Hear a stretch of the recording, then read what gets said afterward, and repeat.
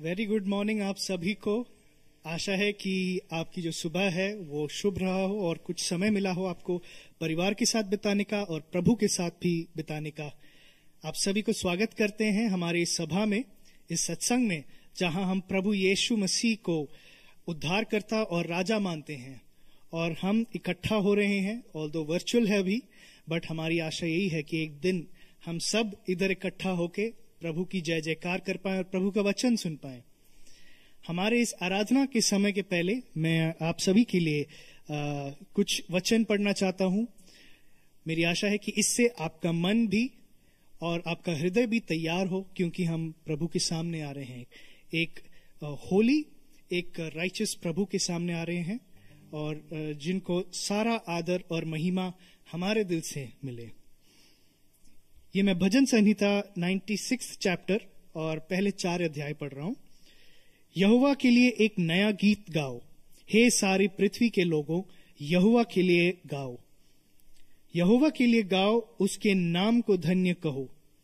दिन प्रतिदिन उसके किए हुए उद्धार का शुभ समाचार सुनाते रहो। अन्य जातियों में उसकी महिमा का और देश देश के लोगों में उसके आश्चर्य कर्मों का वर्णन करो, क्योंकि यहोवा, मेरे साथ बोलिए, महान है और अति स्तुति के योग्य है। वह सब देवताओं से अधिक भय योग्य है। आशा है कि आप तैयार हैं हमारे इस समय के लिए कि हम एक साथ होके हम गाना गा पाएं।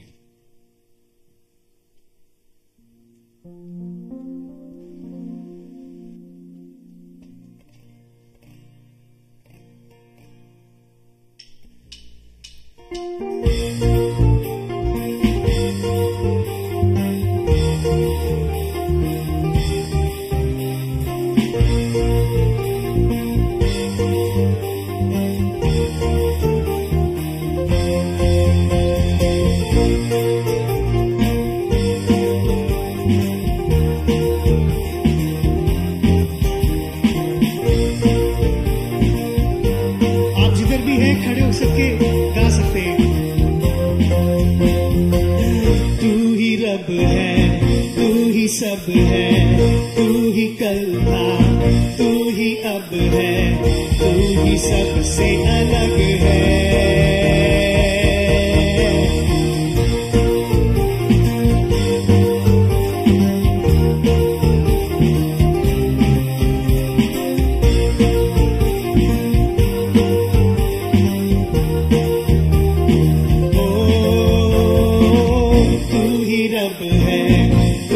सब है, तू ही कल था, तू ही अब है, तू ही सबसे अलग है। करते हैं तुझको हम प्रणाम, सबसे ऊंचा है जो नाम, उसको करते हम प्रणाम। सबसे ऊंचा है जो नाम, यीशु नाम, यीशु नाम, यीशु नाम, यीशु नाम, यीशु नाम।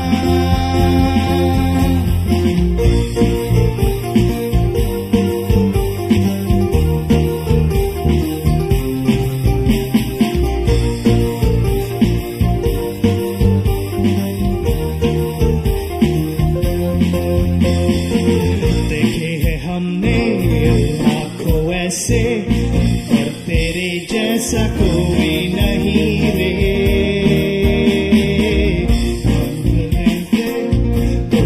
कितने पर दीवाने हम तो है तेरे। तू ही है आशा, तू ही भरोसा, तू ही मेरा बस ही एक खुदा।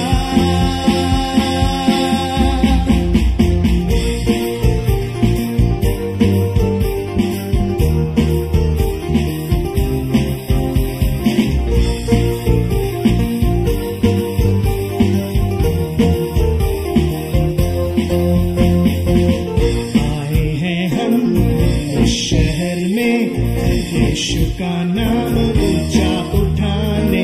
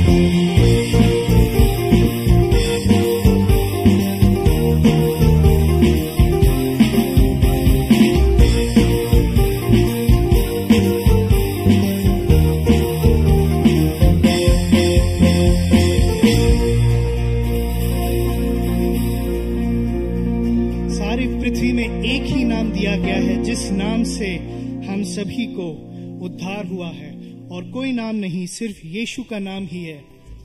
और आज के दिन हम इस बात को याद करते हैं, इस बात को सेलिब्रेट करते हैं कि हमें प्रभु यीशु के साथ रहने का मौका मिलता है। ही स्टेज इन अस, वो हमारे दिल में रहते हैं अगर हम उनको स्वीकार करें।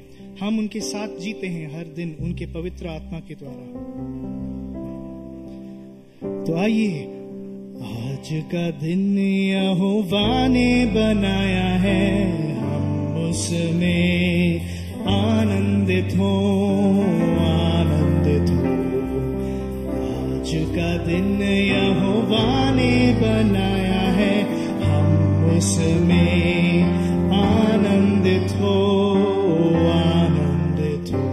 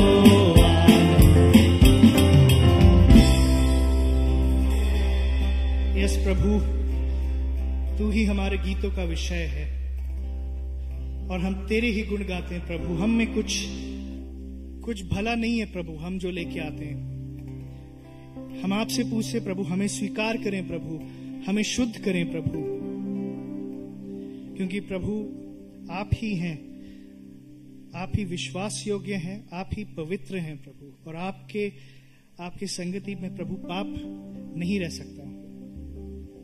अगर आप यीशु मसीह को ना भेजते तो आपकी संगति में हम एक ही सेकंड के अंदर भस्म हो जाते हैं। पर धन्य है प्रभु आपके इस मर्सी का, आपने जो हमें करुणा दिखाई है प्रभु, हम धन्यवाद देते हैं।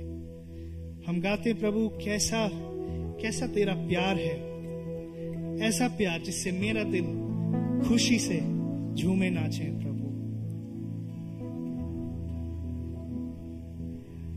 आमीन। आइए भाइयों बहनों, एक साथ ये गाना गाते हैं, कैसा तेरा प्यार है। शब्दों के द्वारा ये धरती बनाई है, वही प्रभु आज हमारे इस आराधना को स्वीकार करते हैं, क्योंकि हमें प्रभु यीशु मसीह ने बचाया है।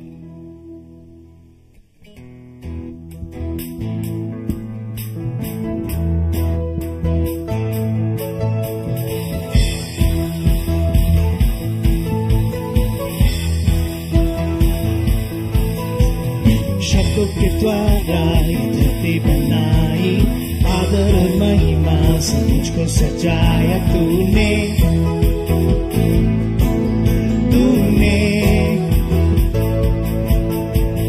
मेरे दिल को तूने प्रेम से भरा, मेरी जुबान पर गीतों को डाला तूने।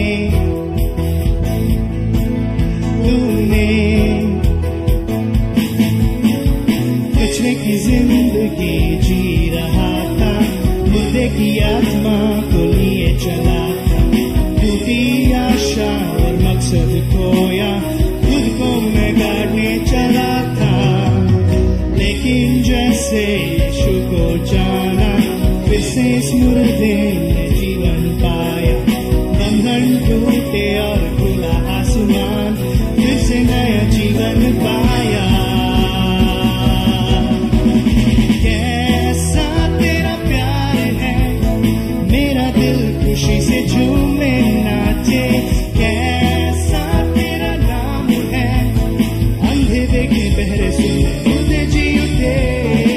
कैसा तेरा प्यार है, मेरा दिल खुशी से झूमे नाचे। कैसा तेरा नाम है, अंधे देखे बहरे सुने मुर्दे जी उठे।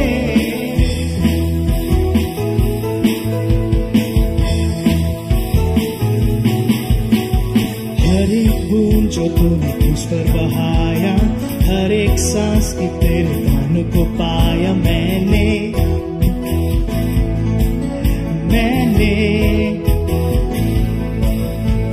मेरी मंजिल अब मेरे सामने, तेरी आत्मा से मुझको चला दे यीशु।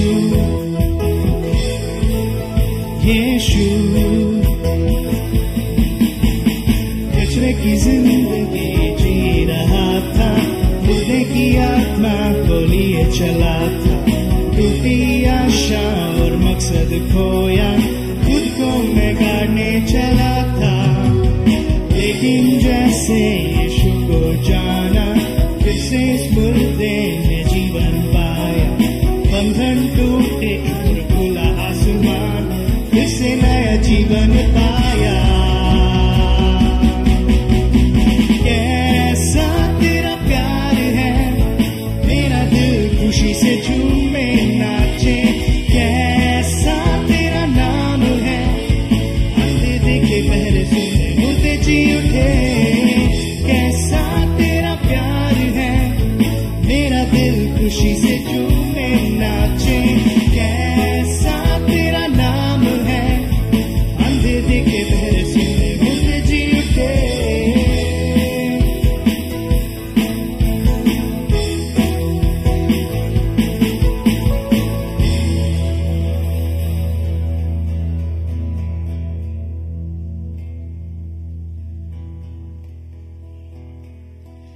आज स्तुति और आराधना करने में मजा आ रहा है, but only thing we are missing कि आप सभी की संगति जो यहाँ है, एक साथ आवाज उठाते हुए, क्योंकि हम जय कर रहे हैं उस नाम का जो पवित्र है, जो बलहीन का सहारा है, पापियों का दोस्त है।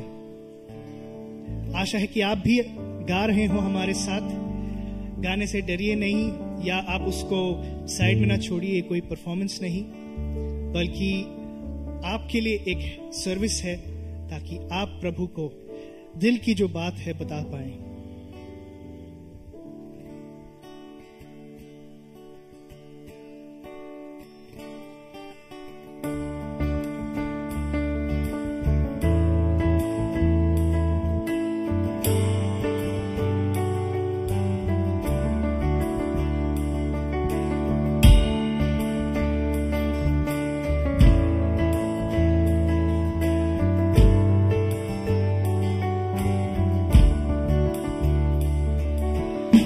जय नाम यीशु नाम गाऊं मैं सुबह शाम, जय जय नाम यीशु नाम गाऊं मैं सुबह शाम।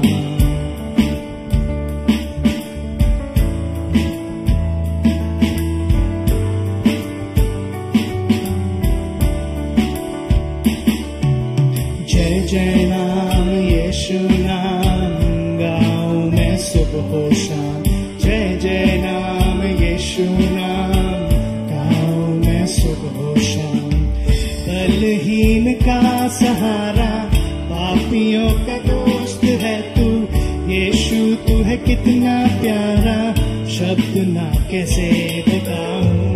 बलहीन का सहारा, पापियों का दोस्त है तू, यीशु तू है कितना प्यारा, शब्द ना कैसे बताऊं। जय जय नाम यीशु नाम गाऊं मैं सुबह शाम, जय जय नाम यीशु नाम गाऊं मैं सुबह शाम।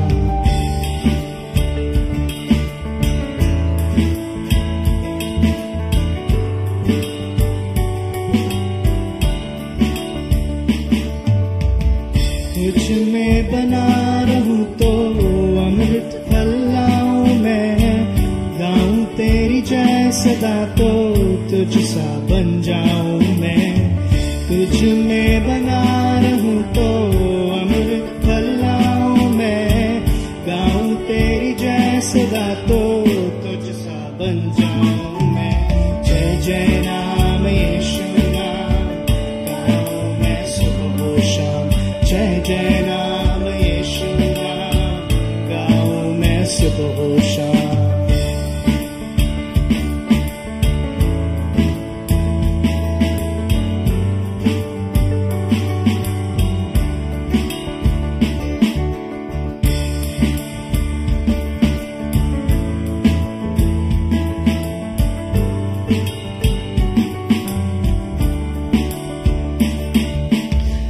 तू ही है जो मुझको बुलाता, देता है जीवन जल, तेरी शक्ति पाऊं सदा और योजना सफल। तू ही है जो मुझको बुलाता, देता है जीवन जल, तेरी शक्ति पाऊं सदा और योजनाएं सफल हो जाएं। जय जय नाम यीशु नाम गाऊं मैं सुबह शाम, जय जय नाम यीशु नाम गाऊं मैं सुबह शाम, जय जय नाम यीशु नाम गाऊं मैं सुबह शाम, जय जय नाम यीशु नाम गाऊं मैं सुबह शाम।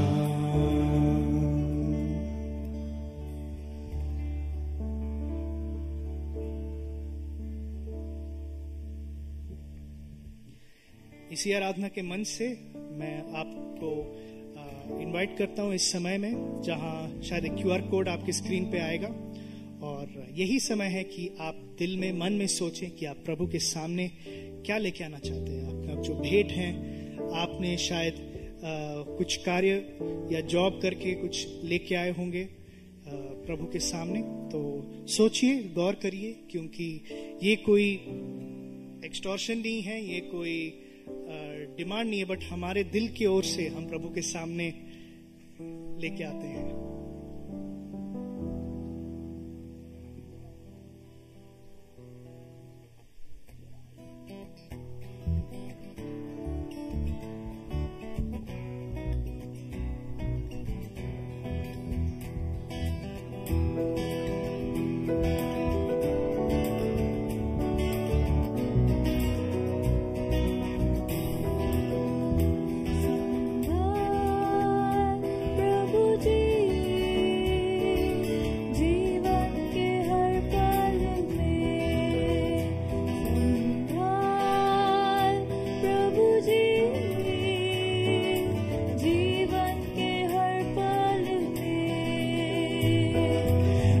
अभी तक हमको संभाला तूने, आगे भी अगुवाई कर। अभी तक हमको संभाला तूने, आगे भी अगुवाई कर। संभाल प्रभु जी जीवन के हर पल में, संभाल प्रभु जी जीवन के हर पल में।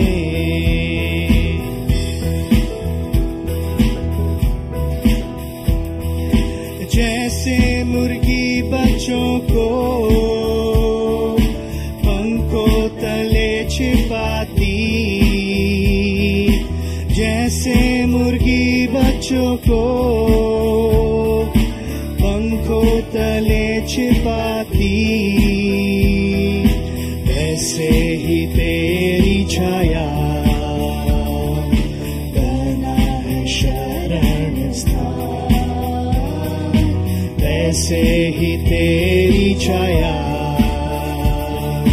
बना है शरण स्थान। संभाल प्रभु जी जीवन के हर पल में, संभाल प्रभु जी जीवन के हर पल में।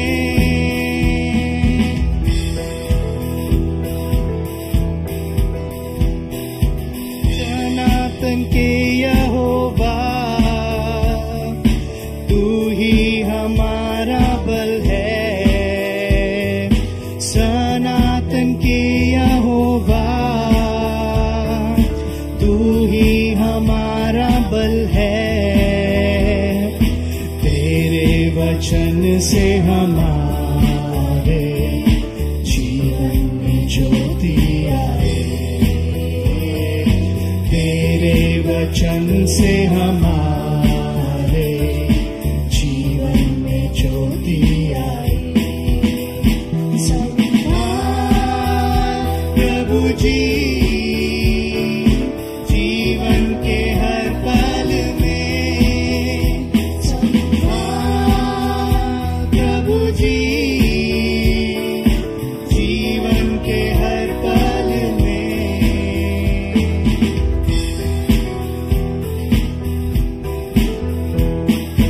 वायदा ये तूने किया, छोड़े न कभी मुझे। वायदा ये तूने किया, छोड़े न कभी मुझे। खींचा है रूप मेरा, तेरी दया बनी। खींचा है रूप मेरा, तेरी दया बनी। संभाल प्रभु जी जीवन के हर पल में, संभाल प्रभु जी जीवन के हर पल में।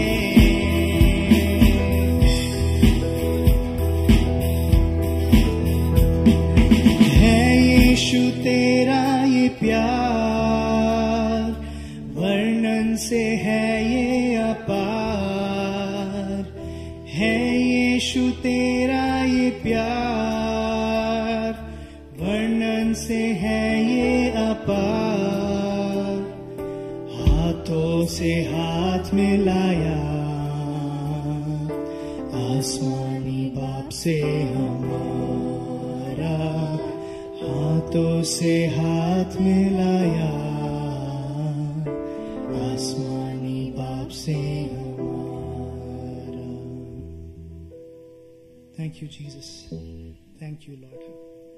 प्रभु आगे का जो समय है इस सभा में आप इसको आशीषित करें प्रभु। जो वचन है हमारे दिल में जाए, भीतर जाए और हम में वो बदलाव लेके आए प्रभु कि हम आपके मार्ग में चल पाए। ये सभी चीजें प्रभु यीशु मसीह के नाम पे हम मांगते हैं, आमीन।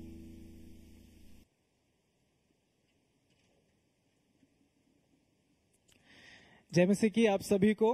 एंड मैं एक बार फिर आप सभी का स्वागत करना चाहता हूं आज की आराधना में। एंड बहुत अच्छा लग रहा है आप सबको देख के, और बहुत अच्छा लग रहा है ये जान के कि आप सब हमारे साथ जुड़े हुए हैं यूट्यूब पे।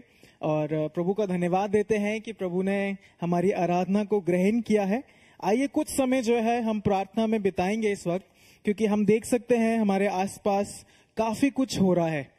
एंड इस वक्त जो है हम स्पेशली अफगानिस्तान के लिए प्रार्थना करेंगे। और जिस तरीके से आपके पास न्यूज आप देख रहे हैं कि बहुत बुरा हाल है, और आइए प्रभु से दया मांगे, क्योंकि सिर्फ परमेश्वर ही है जो सर्वशक्तिमान है, और सिर्फ परमेश्वर ही है जो इंटरवीन कर सकता है। किसी व्यक्ति के हाथ में नहीं है, किसी देश के हाथ में नहीं है, लेकिन सिर्फ परमेश्वर के हाथ में है। आइए हम प्रभु के सामने जाएं और अफगानिस्तान के लिए प्रार्थना करें, और साथ साथ जब हम वचन में भी जाएंगे तो प्रभु के हाथ में सौंपे सब चीज को। सारा आदर महिमा प्रभु हम आपको देते हैं, आपका धन्यवाद देते हैं पिता परमेश्वर कि इस समय आप हमारे बीच उपस्थित हैं। पिता परमेश्वर, आप राजाओं के राजा हैं, आप प्रभुओं के प्रभु हैं, आप अल्फा हैं, ओमेगा हैं, आदि हैं, अंत हैं, सर्वशक्तिमान परमेश्वर हैं आप। प्रभु हम आपका धन्यवाद देते हैं कि वो महान परमेश्वर हमसे प्रेम करता है। प्रभु हम आपका धन्यवाद देते हैं। और इस वक्त प्रभु जी हम अपने आप को आपके सामने फिर से नम्न करते हैं, झुकते हैं आपके सम्मुख। प्रभु वी ले ourselves prostate in front of you, ये जानते हुए कि आप ही हैं सृष्टिकर्ता, आप ही ताकतवर हैं। और प्रभु इस वक्त हम एकजुट होके कलीसिया के रूप में एक मन होके प्रभु आपके सम्मुख आते हैं और आपसे प्रार्थना करना चाहते हैं अफगानिस्तान के लिए। प्रभु जी उस देश पे, उस देश के लोगों पे दया करें। प्रभु जी हम आए दिन न्यूज देख रहे हैं और हमारे दिल दुखित हैं ये देखते हुए कि कितना बुरा हाल है बच्चों का, औरतों का, आदमियों का। प्रभु जी हर एक व्यक्ति ऐसे कंफ्यूजन में है कि कहाँ से बचाव मिले, कहाँ पे हम अपने आप को सुरक्षित छिपा सकें। प्रभु जी आपसे दया मांगते हैं। प्रभु आप ही इंटरवीन करें, आप ही अपनी सामर्थ वहां पे दिखाएं प्रभु। और आपसे बस यही चाहते हैं प्रभु कि इन सब लोगों को आप सुरक्षित रखें पिता परमेश्वर। प्रभु जी जो भी हेल्प हम कर सकते हैं प्रभु, आप हमारे सामने भी वो आइडियाज दें, वो समझ दें प्रभु कि हम किस तरीके से इन लोगों की मदद कर सकें। प्रभु आप सहायक बने और आप मददगार बने। प्रभु जी हम बस यही चाहते हैं प्रभु कि आपका कार्य हो, आप ही का कार्य हम देख सकें प्रभु, ये प्रार्थना है। प्रभु आप सहायता करें, मदद करें। प्रभु जी प्रार्थना करना चाहते हैं आज के वचन के लिए भी। प्रभु जी जब हम आज के वचन पे जाते हैं प्रभु, आपसे विनती करते हैं कि आप हम सबसे बात करें। और प्रभु यदि हमारे दिमाग में कुछ डिस्ट्रैक्टिंग थॉट्स है, हमारे आसपास शायद कुछ डिस्टर्बेंस अगर हो रही है, वो सब कुछ समय के लिए प्रभु थम जाए, ये आपसे विनती करते हैं। और आपसे प्रार्थना करते हैं प्रभु कि help us to concentrate on your word. मदद करें प्रभु कि हम आपके वचन पे कॉन्सेंट्रेट कर सके, उस पे विचार कर सके प्रभु जी, और ये भी जान सके कि आज की समय में प्रभु आप हमसे क्या बात करना चाहते हैं। हमारे कान खुले हैं, हमारा दिल खुला है पिता परमेश्वर, अपने हाथों में लें सब चीजें। सारा आदर मान महिमा आपको देते हुए इस छोटी सी विनती को सुने प्यारे प्रभु यीशु मसीह के नाम से, आमीन आमीन। करीबन 2014 और 2015 के समय की बात है। मैंने जो है एक यूथ कैंप ऑर्गेनाइज किया था, एंड वो यूथ कैंप जो है मनाली लेके जा रहा था मैं, जिस कलीसिया में मैं पहले था। तो हम लोगों ने एक यूथ कैंप ऑर्गेनाइज किया था जिसका डेस्टिनेशन था मनाली। सो यूजुअली अगर आप मनाली गए हैं तो मनाली जाने में ऑलमोस्ट कह सकते हैं 10-11 घंटे लगते हैं अगर आप ड्राइव करके जाते हैं या किसी बस से जाते हैं, जैसे भी है 10-11 घंटे लगते हैं। लेकिन उस समय जब हम लोग एज अ कैंप ट्रैवल कर रहे थे, हमें 24 घंटे लगे मनाली पहुंचने में। और वो 24 घंटे इसलिए लगे क्योंकि जब हम ट्रैवल कर रहे थे उस समय में जो है बहुत ज्यादा बारिश हुई थी। अगर आपको याद हो तो बाढ़ भी आई थी, और बारिश की वजह से बहुत ज्यादा जो है भूस्खलन हो गया था, लैंडस्लाइड हो गया था उस समय में। तो हम लोग जो है बस में थे और तो बस जो थी वो बिल्कुल पैक्ड थी। इतने सारे यंग लोग थे क्योंकि हम कैंप के लिए जा रहे थे, तो बस बिल्कुल पैक्ड थी। एंड रात में ट्रैवल कर रहे थे। सुबह तक हम जब देखा कि अभी तक हम मनाली नहीं पहुंचे तो हमें लग गया था कि कुछ तो गड़बड़ है। और जब हम खिड़की से बाहर देख रहे थे तो हमने देखा कि पत्थर ही पत्थर पड़े हुए हैं। हमें लगा भाई लगता है कुछ गड़बड़ हो चुकी है। और जब आप मनाली जाते हैं तो एक टनल पड़ता है बीच में, जिसको क्रॉस करके आप जो है मनाली के रीजन में आ जाते हैं। तो हम लोग भी जो है उस टनल में पहुंचे और टनल को क्रॉस नहीं कर पाए, हम टनल में ही फंस गए।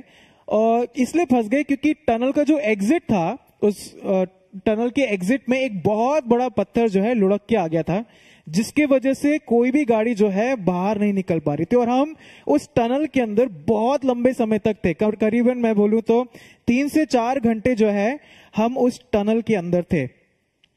अब जो है बहुत सारी गाड़ियां हमारे पीछे लग गई तो बैक भी नहीं कर सकते, और हम 3 से 4 घंटे जो है उसी टनल में फंसे हुए थे।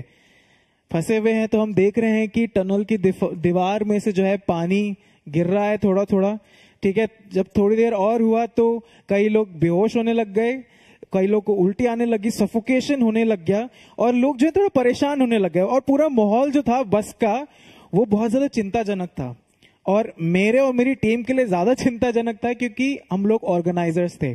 हमें लगा था कि अब जो है इनके पेरेंट्स जो है बहुत डांट मारने वाले हैं। तो ये सब हो रहा था, लेकिन उसी बीच में जो है हमारे इस कैंप के कुछ लड़के उतरे बस से और देखने गए कि आखिर बात क्या है। ठीक है, वो लोग गए, और जब वो वहां से आ रहे थे तो एकदम दौड़ते हुए बड़े एक्साइटेड होके आए। और जैसे ही बस में जैसे ही वो घुसे तो उनके मुंह से निकला, भाई साहब क्या व्यू है। ये लोग भागते हुए आए और ये कहते हैं, भाई साहब क्या व्यू है। और सच में बता रहा हूं कि जब हम लोग उस टनल से बाहर निकले, ट्रस्ट मी, जो व्यू था टनल के बाहर का, it was breathtaking, it was just amazing. इतना सुंदर दृश्य था। और उस दृश्य को जब हमने देखा, उस टनल के अंदर हमारी जो सफोकेशन थी, या जो उल्टी आ रही थी, या हम परेशान हो रहे थे, या पसीना पसीना था, वो हम सब भूल गए, क्योंकि जो दृश्य था वो इतना सुंदर था। अब मैं ये चीज मैंने इसलिए शेयर करी, ये मैं बाद में बताऊंगा कि मैंने क्यों शेयर की, लेकिन आपको पता चल जाएगा कि हम आज क्या बात करने वाले हैं। हम लोग जो है रेवलेशन की सीरीज में हैं, और अभी तक अगर आप फॉलो कर रहे हैं पूरी सीरीज, तो हम लोग ऑलमोस्ट एंड में पहुंच चुके हैं, रेवलेशन के बिल्कुल एंड में पहुंच चुके हैं। और हमने अभी तक देखा है कि आने वाले समय में हालत बहुत बुरी होने वाली है, सिचुएशन बहुत पैथेटिक होने वाली है, एंड कितना जो है सफोकेटिंग हो जाएगा। आप शायद जब आप स्टडी कर रहे होगे तो आप यही सोच रहे होगे कि यार अभी तो बहुत अच्छा है, आने वाले समय में तो और हालत खराब हो जाएगी।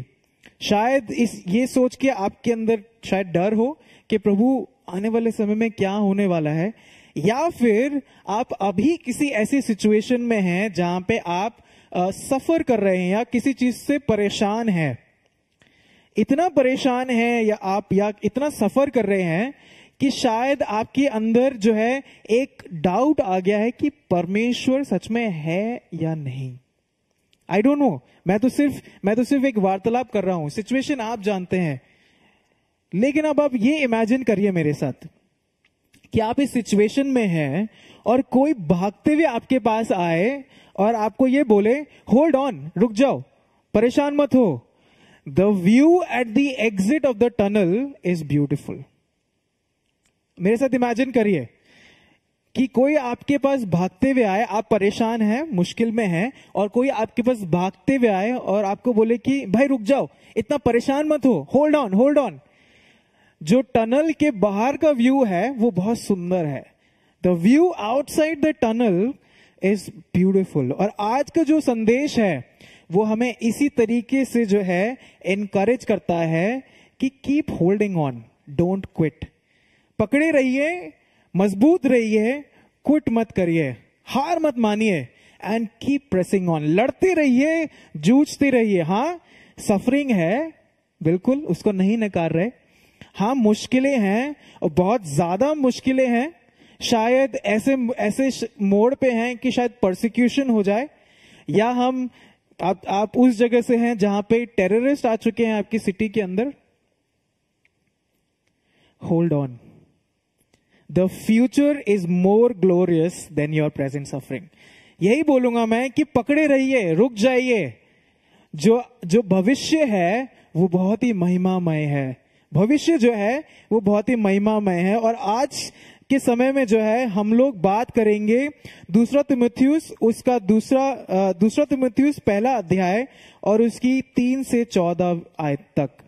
और हमें जो है आज वचन यही उत्साहित करता है कि लड़ते रहो, रुको मत, क्विट मत करो। क्योंकि भले ही अभी प्रेजेंट सफरिंग बहुत है या मुश्किलें बहुत हैं या अंधकार है, समझ नहीं आ रहा आगे क्या है, लेकिन वचन आज आपको और मुझे उत्साहित करेगा कि जो भविष्य है वो बहुत ही महिमामय है, जो भविष्य है वो बहुत ही ग्लोरियस है। सो दूसरा तीमुथियुस उसका पहला अध्याय 3 से 14 आयतों को जो है हम लोग देखेंगे। ये जो लेटर है दूसरा तीमुथियुस, ये पौलुस ने लिखा है। किसको? आप ऑफ कोर्स गैस कर सकते हैं, तिमुथी को लिखा है। और तिमुथी जो है वो इफिसियों की कलीसिया का पास्टर है। अगर आपने पहला तीमुथियुस पढ़ा है और एक्ट्स में जब आप देखते हैं तो वहां पे पता चलता है कि तिमुथी कौन है। और ये जब लेटर आप पढ़ते हैं दूसरा तीमुथियुस, आप जरूर पढ़िएगा पूरा। ये बहुत इमोशनल लेटर है। इमोशनल लेटर इसलिए है क्योंकि जब पौलुस ये दूसरा तीमुथियुस लिख रहा है तो वो इस समय जो है वो जेल के अंदर है और उसके साथ के जितने भी साथी हैं जो उसके साथ मिनिस्ट्री कर रहे थे वो इसको छोड़ के भाग चुके हैं। और अब जो है जब वो ये लेटर लिखता है तिमुथी को तो वो करहा रहा है, अगर मैं बोलूं तो वो करहा रहा है कि तिमुथी मैं तेरे से मिलना चाहता हूं। और जब वो ये लेटर लिखता है तो वो याद कर रहा है, पहले कुछ पंक्तियों में जब हम पढ़ते हैं तो वो याद कर रहा है कि मैं तेरे साथ जब था तो कितना अच्छा समय था, और जब मैं जा रहा था तो मैं तेरे आंसुओं को याद कर रहा हूं अभी भी कि तूने मुझे कैसे रोते हुए विदा किया था। और वही चीज जो है यहां पे हम देखते हैं। और जब हम इस पूरे 3 से लेके 14वीं आयत तक जब हम देखते हैं, काफी सारी चीजें हुई हैं।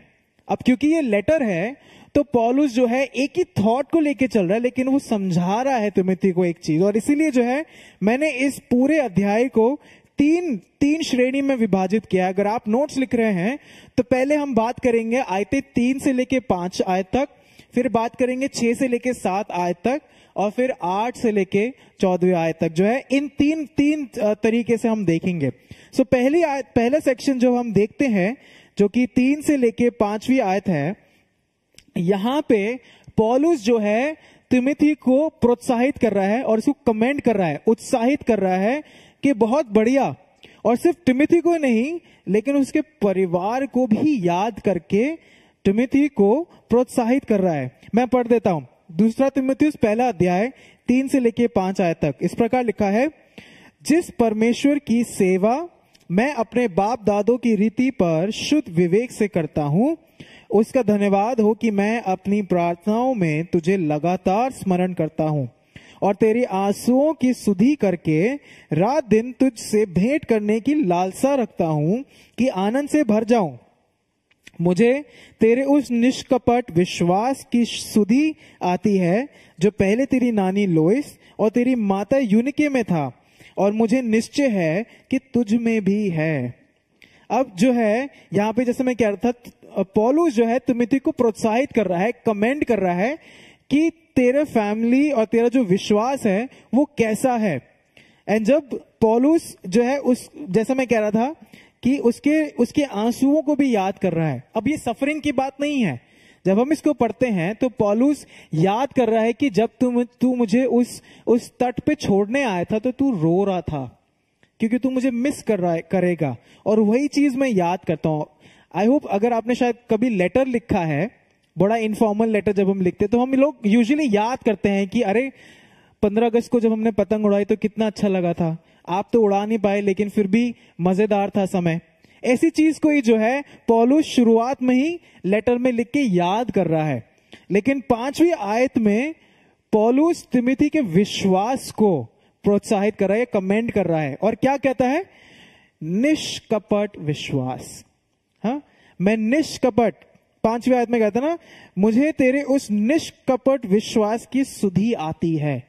और मैं थोड़ी देर इस पे बात करना चाहता हूं, मनन करेंगे हम लोग कि निष्कपट का मतलब क्या है, निष्कपट विश्वास का मतलब क्या है।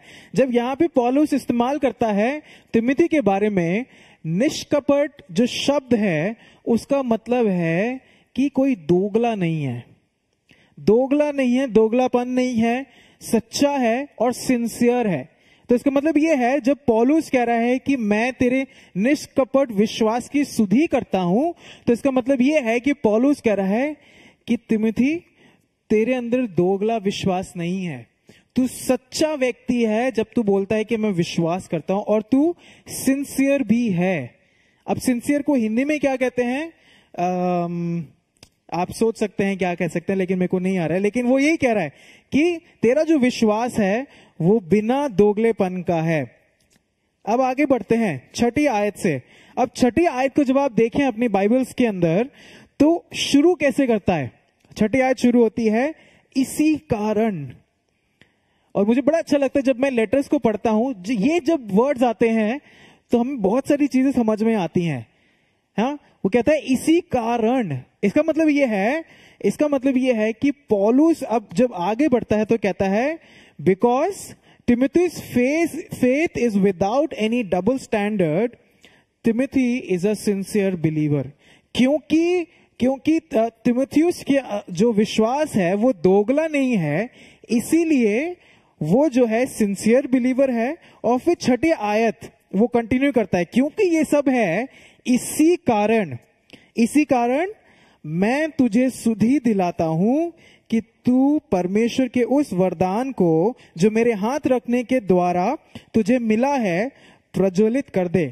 अगर आपने नोटिस किया तो दोनों वर्सेस को उसने कैसे कनेक्ट किया, क्योंकि तिमोथी का विश्वास निष्कपट है, इसीलिए अब पौलुस कहता है कि प्रज्वलित कर।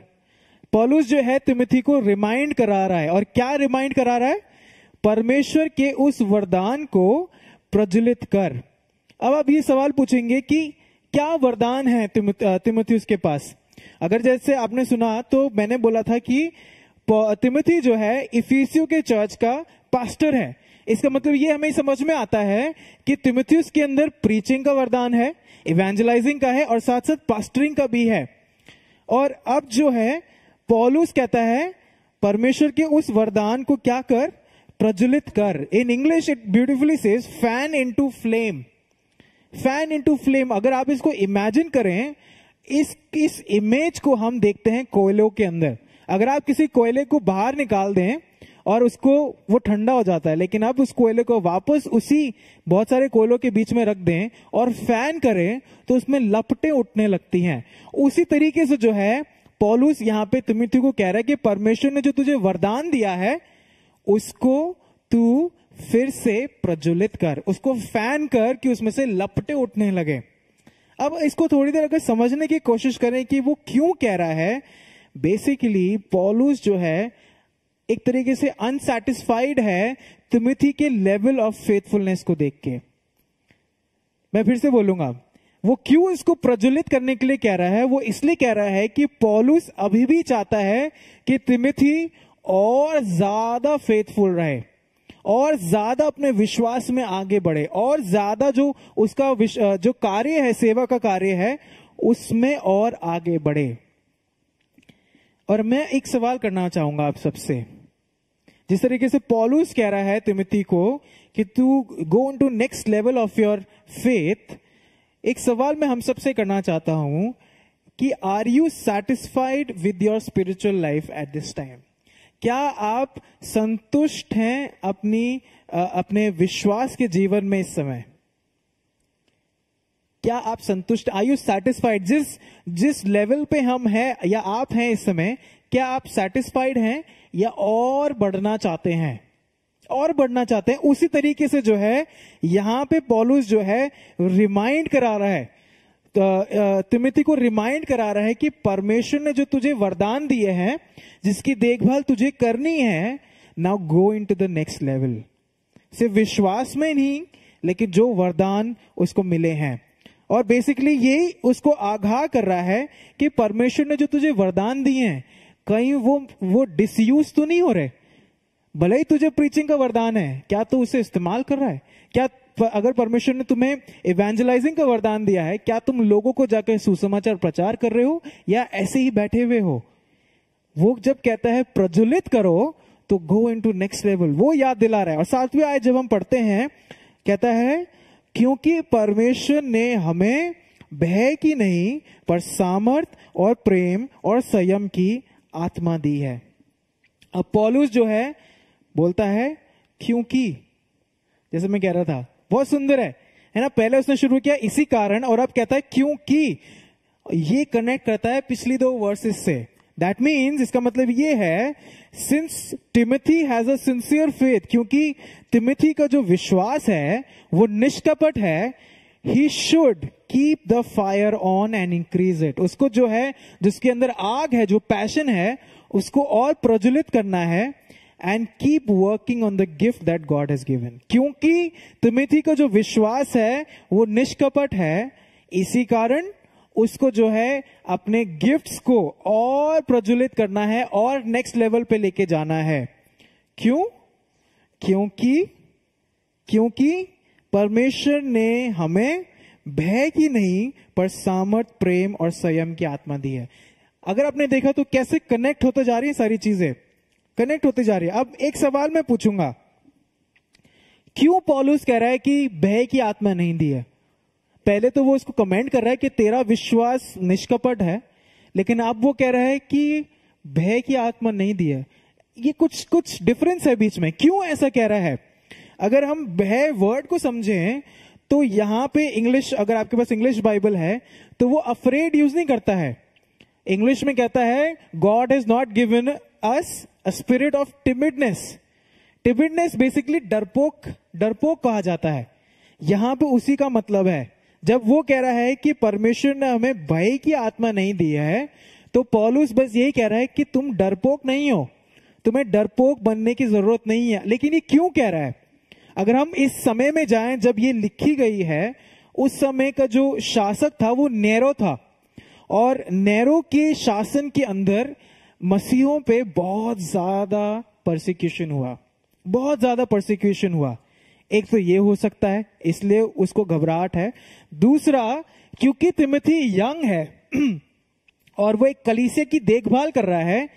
और अगर आपने पिछला 1 तिमोथी पढ़ा है तो वहां पे जो है कलीसिया के जो एल्डर्स हैं, जो मेंबर्स हैं, वो तिमोथी को एक्सेप्ट ही नहीं कर रहे हैं। तो ये 2 कुछ चीजें हैं जिसके वजह से तिमोथी जो है थोड़ा सा डरा हुआ है, थोड़ा सा डरपोक सा हो रखा है। उसका दिल जो है वो सहमा हुआ है। और इसीलिए जो है पौलुस कहता है तुम डरो मत, तुम डरपोक मत बनो। क्यों डरपोक ना बनो? क्योंकि परमेश्वर ने हमें सामर्थ, प्रेम और संयम की आत्मा दी है। अब एक सवाल मैं पूछूंगा, अगर आप फिर से ये वर्ड्स पढ़ें तो क्या ये हमें जो वर्ड यूज किया है वो एक व्यक्ति को लेके है या समूह को लेके है? ये वर्ड समूह को लेके है। तो इसका मतलब ये कह रहा है, ये सबसे कह रहा है। आप जो देख रहे हैं, आप जो बैठे हैं, मैं जो बोल रहा हूं, हम सब के लिए ये लागू होता है कि परमेश्वर ने हमें डरपोक बनना नहीं सिखाया है या डरपोक बनने को नहीं बोला है, लेकिन वो आत्मा दी है जो कि सामर्थ, प्रेम और संयम की आत्मा है। मेरे साथ खोल लीजिए रोमियो उसका 8वां अध्याय और उसकी 15वीं आयत। रोमियो उसका 8वां अध्याय और उसकी 15वीं आयत जो है हमें एक बहुत ही महत्वपूर्ण चीज याद दिलाती है। यहां पे इस प्रकार लिखा है, क्योंकि तुम को दास्तव की आत्मा नहीं मिली। देखिए ये फिर से कनेक्ट कर रहा है पौलुस, क्योंकि तुमको दास्तव की आत्मा नहीं मिली कि फिर भयभीत हो, परंतु ले पालकपन की आत्मा मिली है, जिससे हम हे अब्बा, हे पिता कहकर पुकारते हैं। अब अगर आप यही सोचिए, यही सेम चीज अगर पौलुस तिमोथी को कह रहा है तो बेसिकली कह रहा है कि तुम डरो मत। क्यों नहीं डरो? क्योंकि अब तुम स्लेव नहीं हो, तुम गुलाम नहीं हो पाप के, लेकिन अब परमेश्वर के पुत्र हो चुके हो। A reminder that the view from tunnel, अगर हम फिर से देखें, जो मैंने टनल का व्यू बोला था, यह हमें फिर से याद दिलाता है। अगर मान लीजिए टनल से अगर हम देखें तो hold on, the view from the exit is spectacular. Tunnel के बाहर का जो व्यू है वो बहुत ही ब्यूटीफुल है और वो हमें याद दिलाता है कि हम जो है अपने वास्तव में डर के नहीं रह सकते, क्योंकि परमेश्वर में हमें विक्टोरियस बनाया है, हम परमेश्वर की संतान हैं। और वही चीज जो है पौलुस जो है तिमोथी को याद दिला रहा है। नाउ नेक्स्ट सेक्शन में जब हम जाते हैं 8 से लेके 14वीं आयत तक, तो यहां पे 8वीं आयत कैसे शुरू होती है? शुरू होती है इसलिए, फिर से शुरू होती है इसलिए। अगर आप नोटिस करते जा रहे हैं मेरे साथ, तो हर एक सेक्शन की शुरुआत या तो इसी कारण, क्योंकि, इसलिए, ऐसे ऐसे से शुरू हो रही है। इसका मतलब यह है द थॉट इज सिमिलर, सब कुछ सेम है। इसका मतलब यह है जब हम अब आज आते हैं इसलिए से जब वो शुरू करता है, तो इसका मतलब यह है क्योंकि तिमोथी का विश्वास निष्कपट है, दोगला नहीं है, इसी कारण वो अपने विश्वास को, उस वरदान को और ज्यादा फ्लेम कर रहा है। उसको डरना नहीं है, उसको घबराना नहीं है, क्योंकि वो परमेश्वर का पुत्र है। इसीलिए, हाँ, अब आगे जाते हैं। इसीलिए 8वीं आयत कहती है, हमारे प्रभु की गवाही से और मुझसे जो उसका कैदी है लज्जित ना हो, पर उस परमेश्वर की सामर्थ के अनुसार सुसमाचार के लिए मेरे साथ दुख उठा। Can you see how it is getting connected? आप देख रहे हैं कैसे कनेक्ट हो रहा है। पहले तो उसको वो बता रहा है कि तेरा विश्वास बहुत अच्छा है ना, क्योंकि तेरा विश्वास बहुत अच्छा है, जो परमेश्वर ने तुझे वरदान दिया है उसको और बढ़ाते जा, डर मत। क्यों मत डर? क्योंकि तू परमेश्वर का पुत्र है। और अब कहता है क्योंकि तू परमेश्वर का पुत्र है, अब लज्जित ना हो, है ना, यही कहता है, हमारे प्रभु की गवाही से और मुझसे जो उसका कैदी है लज्जित ना हो। पौलुस तिमोथी को कह रहा है तू अशेम्ड फील मत कर, तू लज्जित ना हो ये सोच के। लेकिन लज्जित किस चीज से और क्यों? क्यों? यहां पे हमें उस चीज का प्रमाण मिलता है या पता चलता है कि प्रभु की गवाही से लज्जित ना हो, यानी यीशु मसीह के नाम से या जो सुसमाचार है उससे तू लज्जित मत हो। क्यों? शायद तेरे आसपास पोटेंशियल परसिक्यूशन है, शायद तेरे कलीसिया के लोग भले ही तेरे को स्वीकार नहीं कर रहे, लेकिन तब भी परमेश्वर के नाम से तू लज्जित मत हो, तेरे को बुरा ना लगे। हम लोग जो है रेवलेशन में है, और हम रेवलेशन में हम बार बार यही पढ़ रहे हैं, हम देख रहे हैं कि आने वाला समय बहुत ज्यादा कठिन होने वाला है। जब यीशु मसीह आएंगे तो बहुत ज्यादा चीजें होंगी। और मैं ये सवाल हमसे करूंगा, जिस तरीके से पौलुस तिमोथी से कहता है, how is your approach towards gospel? आप सुसमाचार के प्रति कैसे हैं, या यीशु मसीह के नाम के प्रति कैसे हैं? एक एग्जाम्पल दूंगा, एक एग्जाम्पल ये दूंगा। आप सोचिए, इमेजिन करिए कि आप अपने ऑफिस में हैं या स्कूल में हैं, स्कूल के कैंटीन में बैठे हैं, आपके कलीग्स या आपके दोस्त आपके आसपास बैठे हैं, एंड बातें चल रही हैं, लेकिन उन बातों के बीच में एक टॉपिक ऐसा छिड़ जाता है जो आपसे पूछते हैं कि अरे तुम तो क्रिश्चियन हो ना, यीशु मसीह के बारे में बताओ, यीशु मसीह कौन है? ऐसी सिचुएशन में आके आप क्या करते हैं? अगर आपके साथ कभी ऐसा हुआ है तो क्या आप बात को घुमा देते हैं या उस सिचुएशन से हट जाते हैं? अब मैं ये इसलिए बोल रहा हूं क्योंकि मैंने ऐसा किया है, एंड आपके साथ शायद ऐसा हुआ है कि नहीं हुआ है, लेकिन यहां पे वही कहता है कि लज्जित ना हो। क्यों लज्जित ना हो? क्यों ऐसी सिचुएशन में होता है हमारे साथ कि हम शायद कटने लगते हैं या बात ही घुमा देते हैं, क्योंकि हमें यीशु मसीह के बारे में बात नहीं करनी कि यार पता नहीं क्या सोचेंगे मेरे बारे में, है ना। शायद डर आ जाता है हमारे अंदर कि अरे इनको अगर पता चल गया कि मैं मसीह हूं तो मुझे किस नजर से देखेंगे ये। हमारे अंदर डर आ जाता है, पता नहीं क्या सोचेंगे मेरे बारे में। शैतान हमारे अंदर डर लाता है।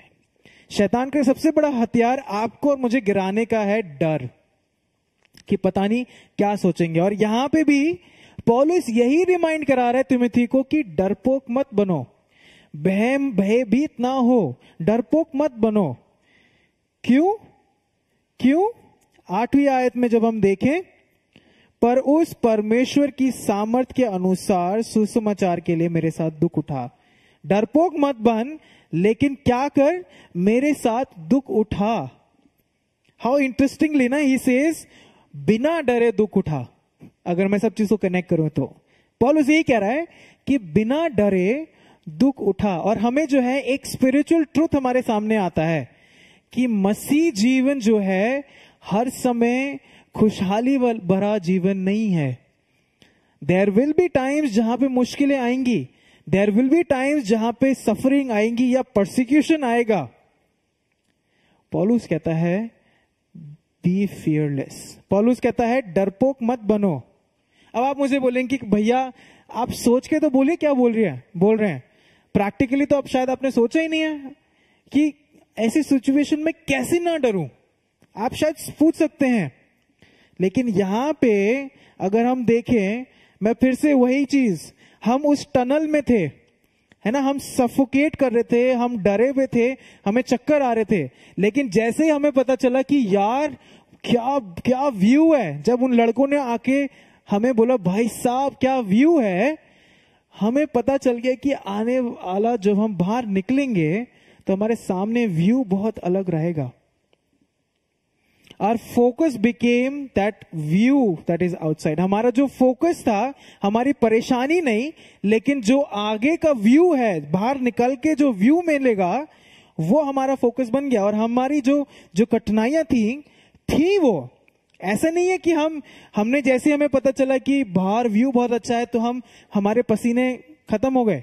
नहीं, हमें पसीना आ रहा था, हम चक्कर आ रहा था, हमें उल्टी आ रही थी, लेकिन हमारा फोकस हमारी प्रेजेंट परेशानी नहीं, लेकिन आने वाला जो व्यू है, उस टनल का एग्जिट है, वो बन गया।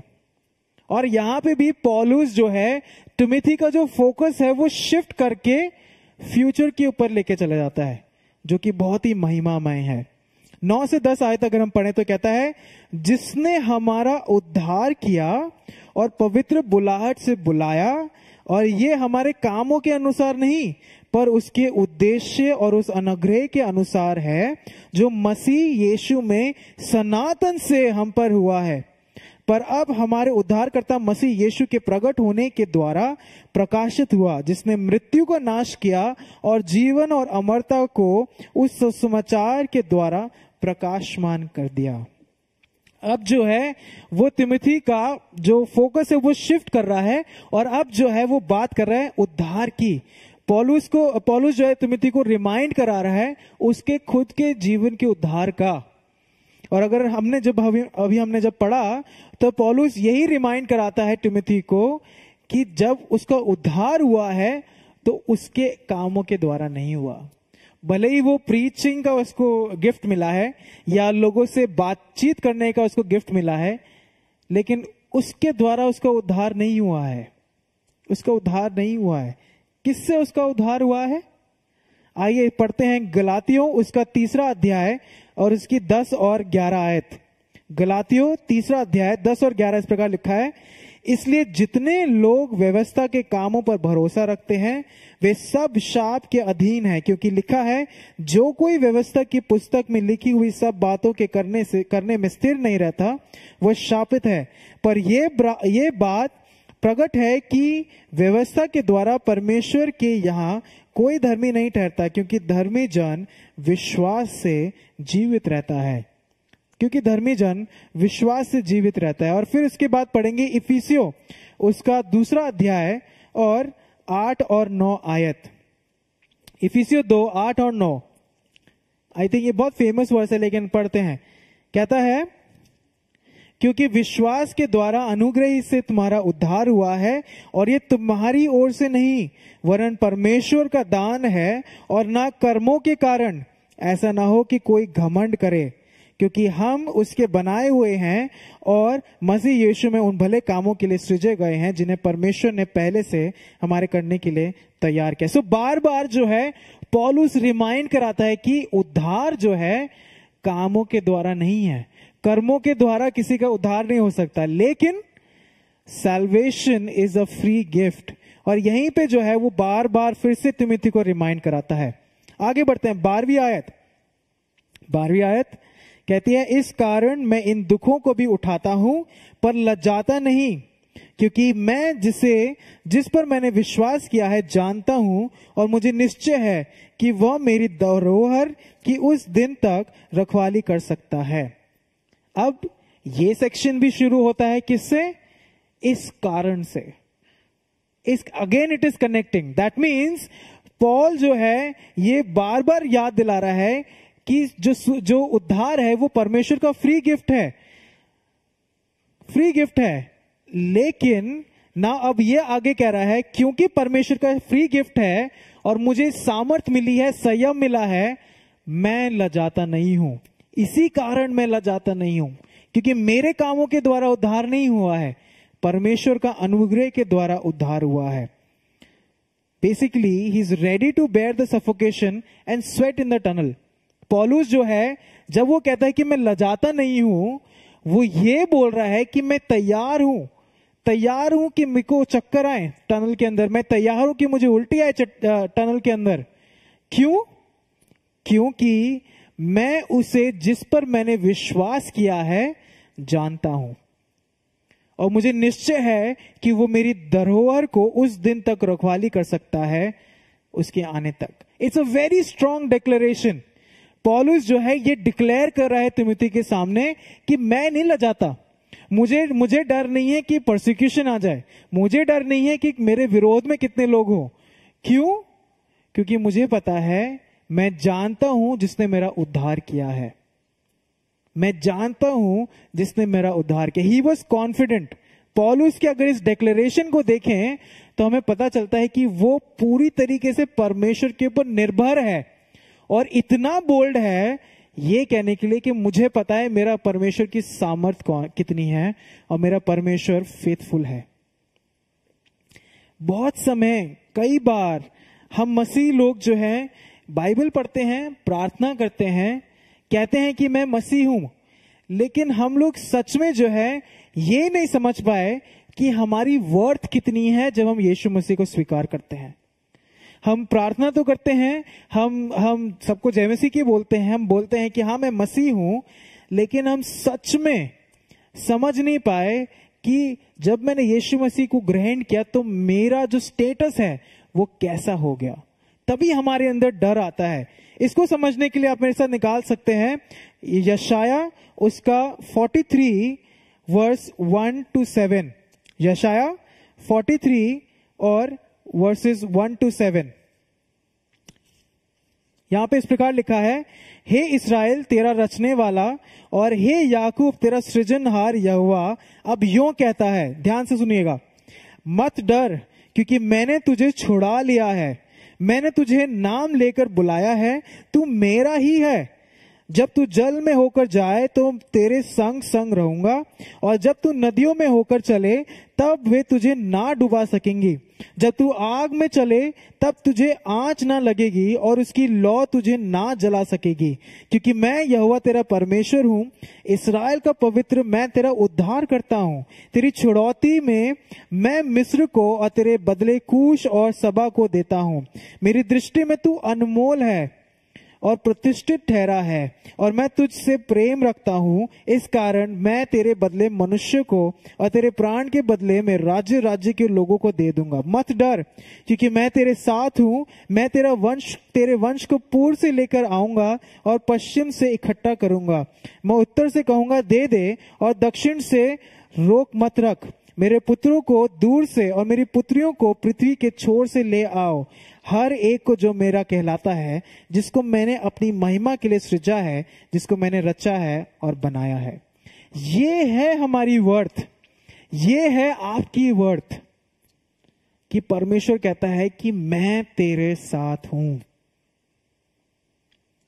आप शायद इस समय किसी टनल में हैं जहां पे आप परेशान हैं, पसीने में हैं, हांफ रहे हैं बाहर निकलने के लिए, लेकिन आपको सिर्फ टनल की दीवारों से वो पानी चूरता हुआ दिख रहा है, निकलता हुआ दिख रहा है, डर है।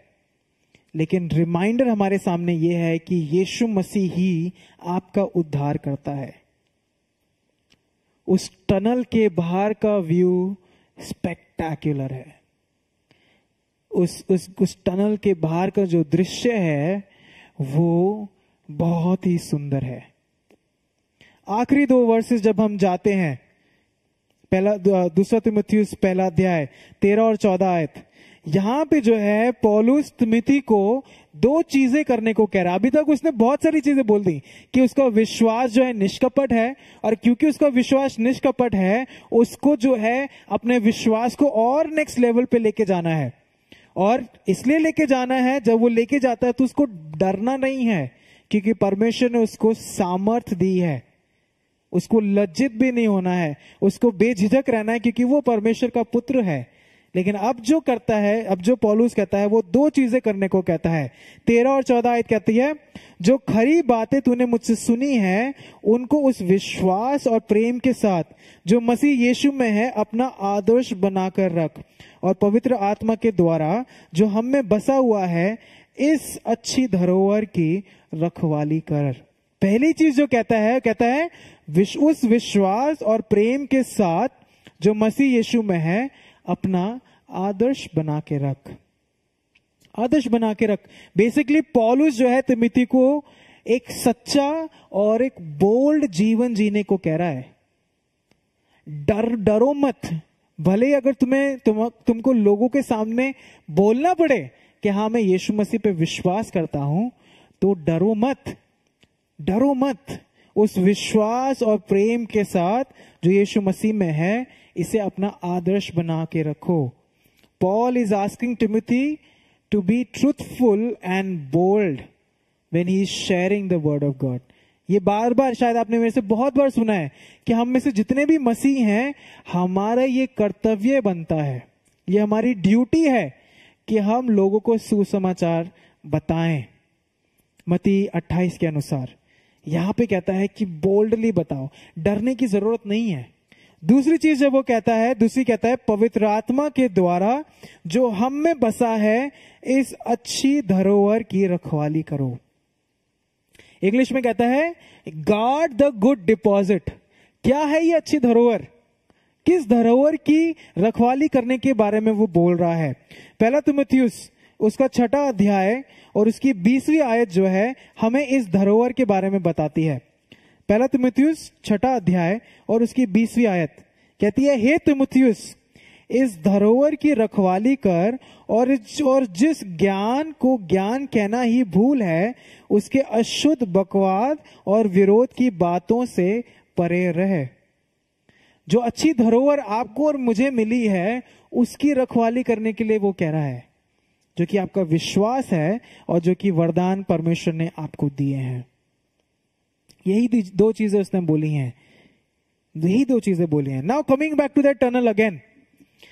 वो टनल का जो एक्सपीरियंस है मैं कभी भूलूंगा नहीं, क्योंकि वो मुझे हमेशा याद रहेगा। एक पिक्चर की तरह है मेरे सामने कि उस समय हुआ क्या था, मैं कभी भूलूंगा नहीं। लेकिन उससे भी ज्यादा मेरे दिमाग में वो पिक्चर छपी हुई है जब मैं उस टनल से बाहर निकला, जब मैंने वो हरे पहाड़ों को देखा अपने सामने जो बहुत ऊंचे थे।